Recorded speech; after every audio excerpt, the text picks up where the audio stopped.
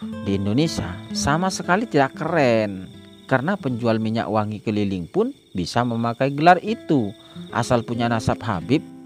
Kalau gelar kiai hanya disematkan pada orang alim yang dijadikan guru dan tokoh oleh masyarakat. Tahun lalu, ketika banyak anak muda dari keluarga Wali Songo ingin dipanggil Habib, saya pun sering menyindir mereka dengan berkata, "Jangan turunkan derajat saya. Saya ini sudah kiai, jangan turunkan jadi Habib." Sindiran itu sekaligus untuk memberikan penekanan bahwa ilmu lebih utama daripada nasab.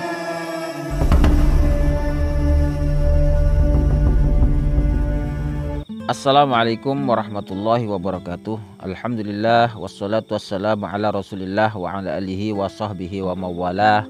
La haula wala quwata illa billah. Amma ba'd.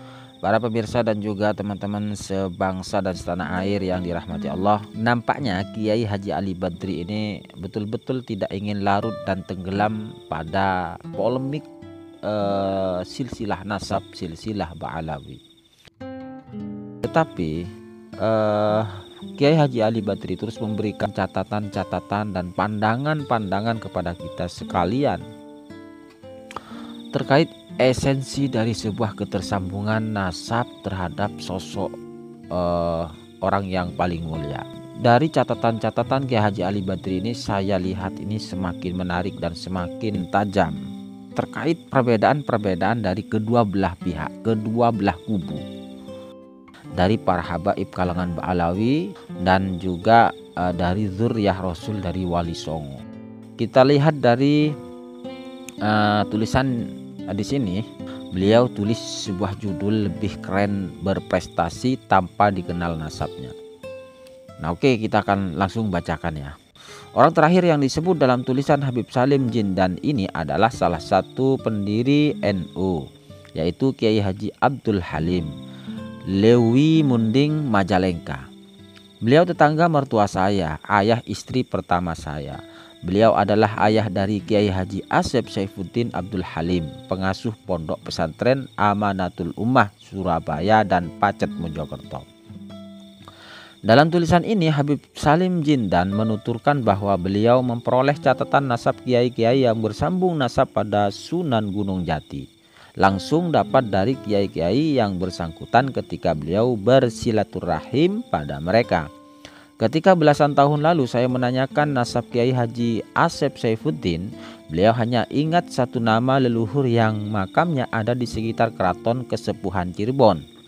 Inilah yang terjadi pada kiai-kiai keturunan Wali Songo. Banyak di antara mereka yang menyembunyikan nasab dari putra-putrinya karena khawatir menjadikan mereka sombong. Kiai Haji Abdul Halim memegang catatan nasab dan diberikan pada Habib Salim Jindan. Namun beliau justru tidak memberikannya pada putra beliau sendiri. Tokoh-tokoh besar keturunan Wali Songo berhasil menjadi orang-orang berprestasi, benar-benar murni dari hasil jerih payah, tanpa rekomendasi sedikit pun dari nasab. Lihatlah Kiai Haji Asep Saifuddin Abdul Halim.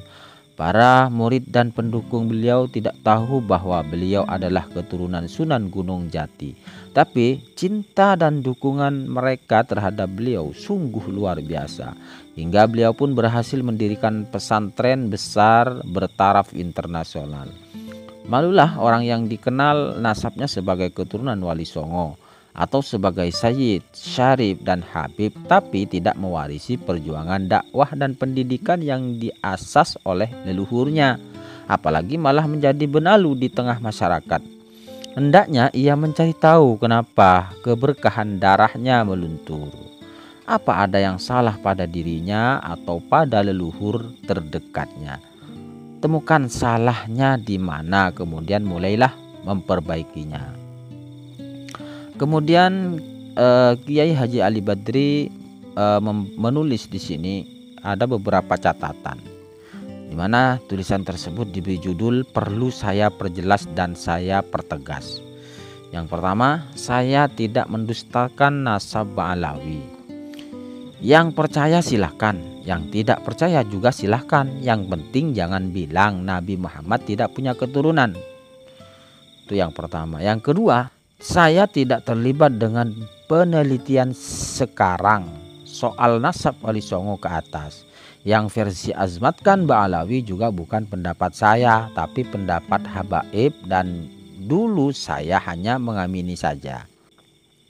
Nah, 3, saya pernah membuka nasab Wali Songo ke bawah keturunan Wali Songo karena untuk menghimpun sesama keluarga dalam rangka melaksanakan perintah agama untuk silaturahim, sama sekali bukan untuk menjadi Habib.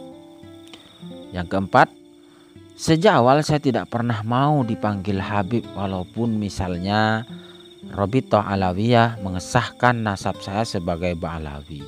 Saya masih menyimpan rekaman saat diskusi dengan pengurus Robitoh Alawiyah, dan saya bilang cukup kalian saja yang dipanggil Habib, kami tetap seperti biasa. Lalu kemudian yang kelima, dari dulu saya berpikir bahwa panggilan Habib itu di Indonesia sama sekali tidak keren, karena penjual minyak wangi keliling pun bisa memakai gelar itu asal punya nasab Habib. Kalau gelar kiai hanya disematkan pada orang alim yang dijadikan guru dan tokoh oleh masyarakat. Jadi jauh lebih keren. Kalau mau cari keren, itu pendapat saya, silahkan saja yang mau berbeda pendapat dengan saya. 6, saya aktif di Majelis Dzurriyyat Wali Songo belasan tahun lalu ketika banyak anak muda dari keluarga Wali Songo ingin dipanggil Habib. Saya pun sering menyindir mereka dengan berkata, jangan turunkan derajat saya. Saya ini sudah kiai, jangan turunkan jadi Habib. Sindiran itu sekaligus untuk memberikan penekanan bahwa ilmu lebih utama daripada nasab. Yang ketujuh, apapun status nasab Ba'alawi dan Wali Songo, saya lebih menyukai ulama yang tidak membawa-bawa nasab saat berdakwah, sehingga umat betul-betul menerima mereka karena ilmu dan akhlaknya, bukan karena nasabnya. Itulah ciri khas ulama keturunan Wali Songo sejak awal dan harus dilestarikan. Itu yang telah terbukti diterima dengan baik oleh masyarakat Indonesia selama ratusan tahun. Nah, demikian tulisan Ki Haji Ali Badri ini memang semakin menarik. Karena apa? Karena seakan kita tinggalkan sebuah polemik, tetapi kita harus menunjukkan suatu karya. Terlebih kalau seseorang itu mengakui ketersambungan nasab dengan leluhur kita yang mempunyai banyak karya, mempunyai kemuliaan. Seperti apa nasab seseorang, tetapi kalau tidak ditopang dengan sebuah prestasi, apa gunanya? Toh panggilan Habib itu sering kita jumpai di jalan-jalan, ya, orang-orang yang tidak mempunyai kualitas keilmuan, tidak mempunyai prestasi dalam sebuah keilmuan, tetapi mereka hanya mempunyai jalur nasab saja. Ya, seperti yang kita ketahui bahwa bahkan penjual minyak wangi pun, kata beliau ini, bisa juga dipanggil Habib. Jadi menurut beliau panggilan kiai itu lebih keren daripada panggilan Habib.